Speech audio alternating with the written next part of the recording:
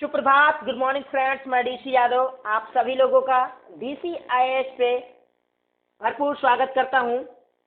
16 नवंबर 2022 के current affairs के साथ हम आपके समक्ष उपस्थित हुए हैं। क्या है महत्वपूर्ण खबर जो हमारे एग्जाम के इर्द गिर्द घूमती है, समाचार पत्रों से हमने एकत्रित किया है आप सभी लोगों के लिए, उस पर चर्चा करेंगे। तो बढ़ते हैं आज के अपने पहले सवाल की ओर। दोस्तों, पहला सवाल ये है कि पेरिस ओलंपिक जो 2024 में फ्रांस में खेला जाएगा, उसका मस्कट यानी शुभंकर क्या है? इसकी घोषणा कर दी गई है। ए ध्रुवीय भालू, बी यूरोपियन घोड़ा, सी फ्रिजियन कैप या डी गिलहरी। इसका सही आंसर है आप दोस्तों ऑप्शन सी फ्रिजियन। जो कैप है, एक तरीके से कैप जो सर में लगाई जाती है, ट्रायंगल के आकार की होती है। इस कैप को पेरिस ओलंपिक 2024 का मस्कट यानी शुभंकर घोषित किया गया है। और जो पैरा ओलंपिक होगा 2024 का पेरिस में, उसका भी शुभंकर फ्रिजियन कैप ही होगा। अब बढ़ते हैं दोस्तों अपने दूसरे सवाल की ओर। आज का अपना दूसरा सवाल है कि 15 नवंबर को किस राज्य ने अपना स्थापना दिवस मनाया?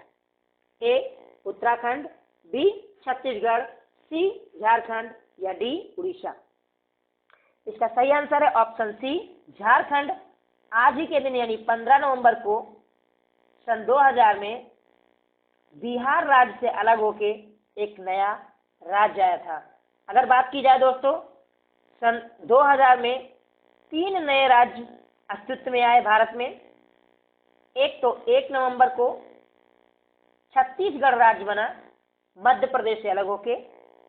9 नवंबर को उत्तराखंड राज्य बना उत्तर प्रदेश से अलग होके, जबकि 15 नवंबर को झारखंड स्टेट बना बिहार से अलग होके।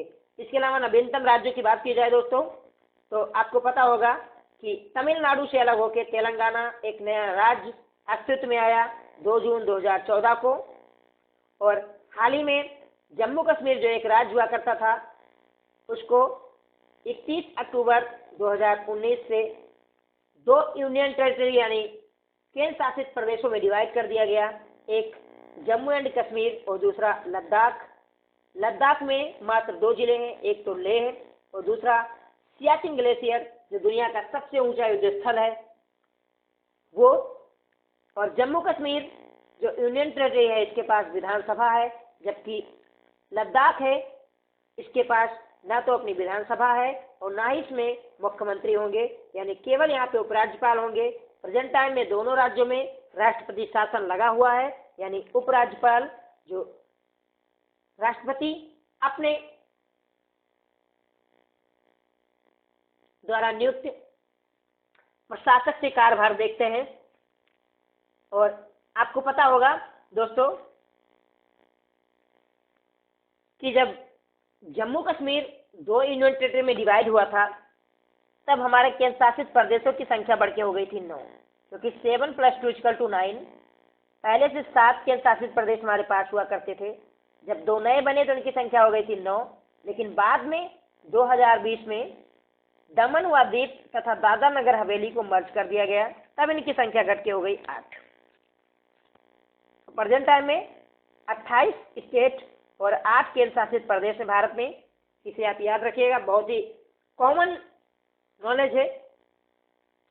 अब बढ़ते हैं अपने तीसरे सवाल की तरफ। आज का अपना तीसरा सवाल है कि प्रसार भारती का CEO यानी चीफ एग्जीक्यूटिव ऑफिसर, मुख्य विकास अधिकारी किसे नियुक्त किया गया है? मयंक अग्रवाल को, शशि शेखर, गौरव द्विवेदी या अमिताभ कांत।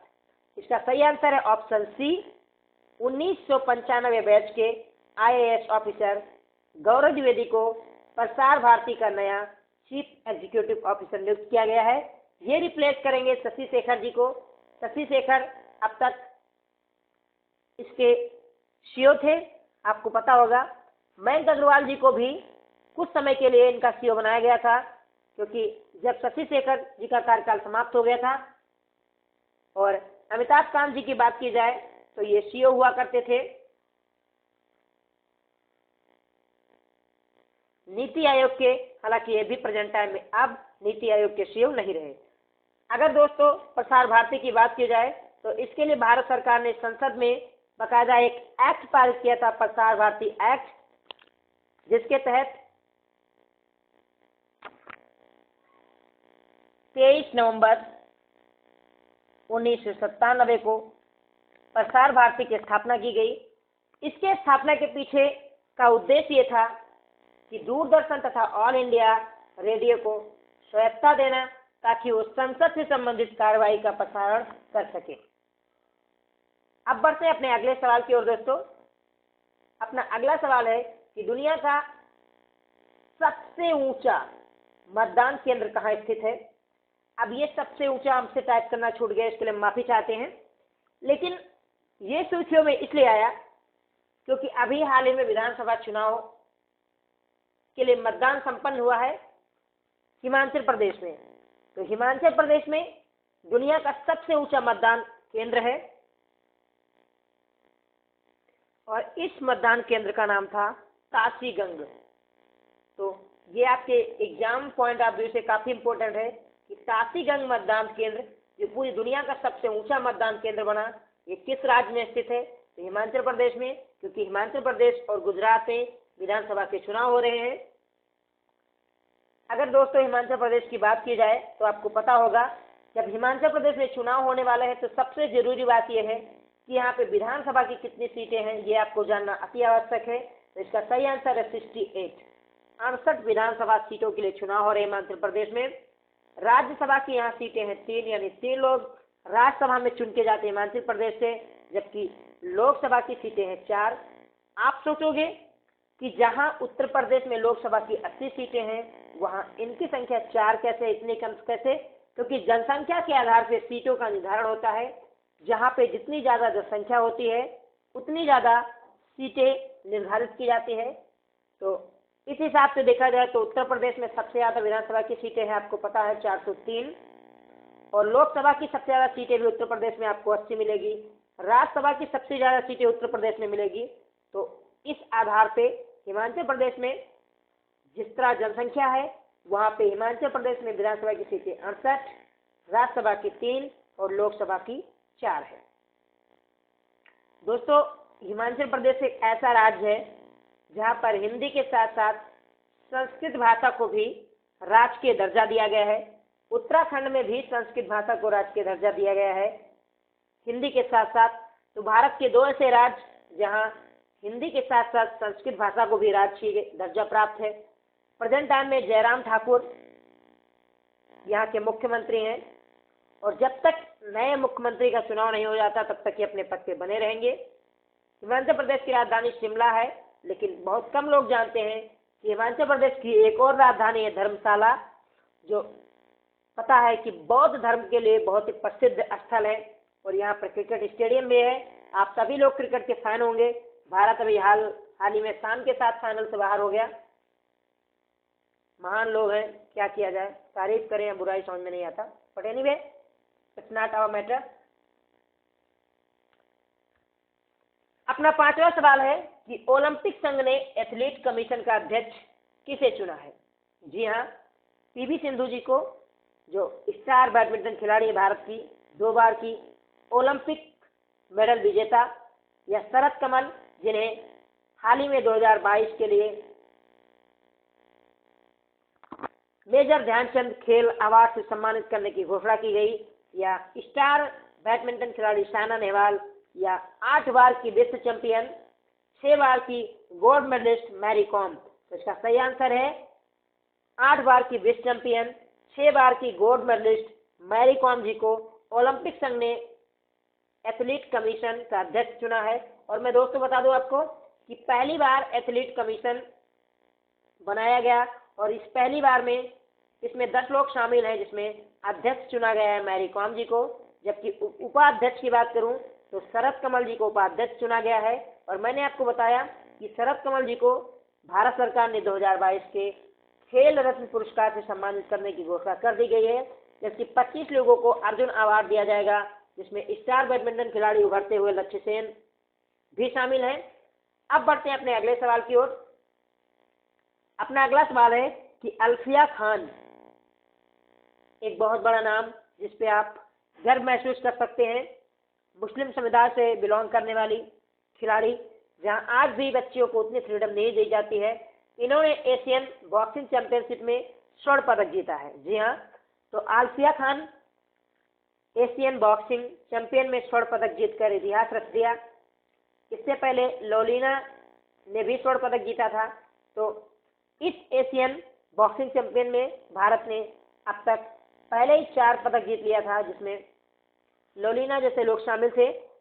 अभी शिव थापा जी का भी मुकाबला बाकी है। तो काफी रोमांचक और भारत की स्थिति काफी मजबूत है इस एशियन बॉक्सिंग चैंपियनशिप में। तो इसका सही आंसर है ऑप्शन ए, अल्फिया खान ने स्वर्ण पदक जीता। अगला सवाल है दोस्तों कि किस मूल भारतीय को ऑस्ट्रेलियन ईयर अवार्ड से सम्मानित किया गया है? ए ऋषि सुनक जो ब्रिटेन के प्रधानमंत्री प्रेजेंट टाइम में, बी कमला हैरिस जो अमेरिका की वाइस प्रेसिडेंट है, अमर सिंह जो एक समाज सेवी हैं, ऑस्ट्रेलिया में ही रहते हैं। इन्हें चुना गया है Australian of the year award से सम्मानित करने का गौरव प्राप्त हुआ इनको। तो अमर सिंह को ऑस्ट्रेलिया ने Australian of the year award से सम्मानित किया है। अब बढ़ते हैं अपने अगले सवाल की ओर। अपना अगला सवाल है कि जनजातीय गौरव दिवस किसकी स्मृति में मनाया गया?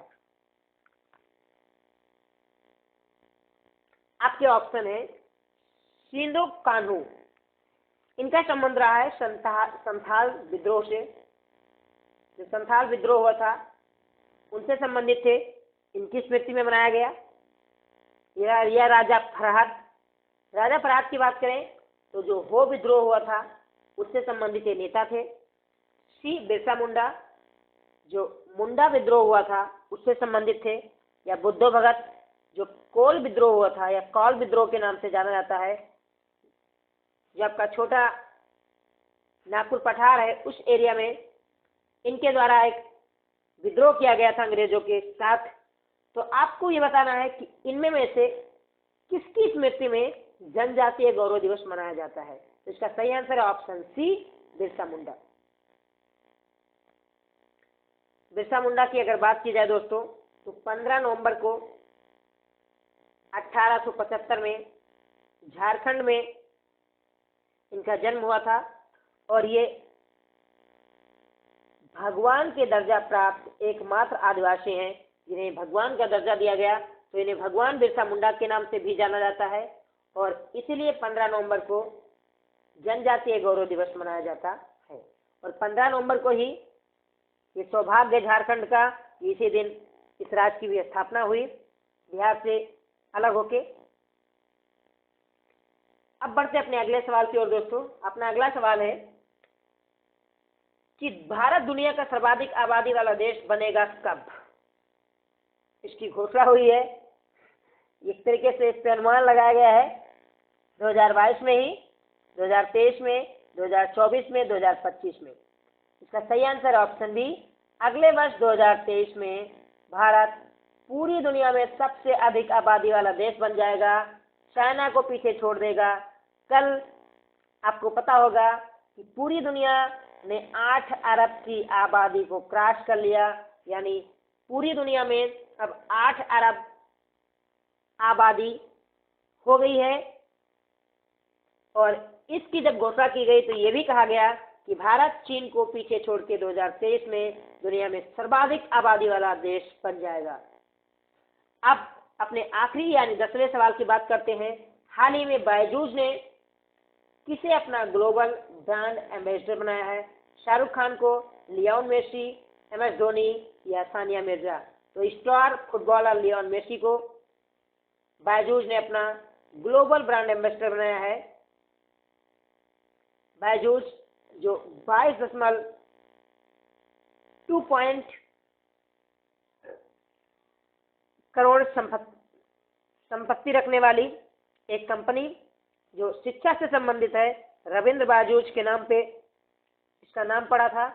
तो अब बायजूस के जो ग्लोबल ब्रांड एम्बेसडर बनेंगे वो स्टार फुटबॉलर लियोन मेसी बनेंगे। इससे पहले आपने देखा होगा कि शाहरुख खान बायजूस का प्रचार करते एडवर्टाइज करते आपको मिले होंगे। MS धोनी जी अन अकेडमी का कर रहे हैं और सानिया मिर्जा जी तो आजकल